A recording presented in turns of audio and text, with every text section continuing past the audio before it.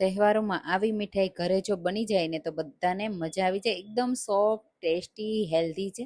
એના માટે 1 કપ ઝીણો રવો લેશું, એને સારી રીતે ડ્રાય રોસ્ટ કરી લેશું અને પછી શેકાઈ જાય ને એટલે એમાં ઘી એડ કરીશું। તો મેં અહીંયા અડધો કપ ઘી એડ કર્યું છે, સારી રીતે શેકી લેશું। મેં અહીંયા ગાયનું ઘી એડ કર્યું છે, એના લીધે થોડો યલો કલર આવશે ને આ રીતે ઘી છૂટું પડી જાય, દરેક દાણો શેકાઈ જાય ને આ રીતે છૂટો છૂટો થઈ જાય ને ત્યાં સુધી શેકી લેવાનું। પછી સાઈડમાં મૂકી અને એમાં 3/4 કપ ખાંડ અને અડધો કપ પાણી એડ કરી 1 તારની ચાસણી તૈયાર કરી લેવાની। બહુ વધારે પડતી હાર્ડ ચાસણી નથી કરવાની, માત્ર 1 તાર પ્રોપર બનવો જોઈએ, બસ ત્યાં સુધી થવા દેવાની। સાઈડમાં મૂકી અને જે આપણે રવાવાળું મિક્સર એડ કર્યું હતું ને તેમાં 1 ચમચી દૂધ અને થોડું મિલ્ક પાવડર એડ કરી મિક્સ કરી દેશું। પછી ચાસણી મિક્સ કરી થોડી વાર માટે થવા દેશું, એટલે આ રીતે તમે જુઓ ડ્રાય થઈ જશે, પેનથી અલગ થવા લાગશે એટલે તરત જ એક પ્લેટમાં એડ કરી દેશું અને થોડું આપણે સેટ કરી ઉપરથી ગાર્નિશ કરી દેશું।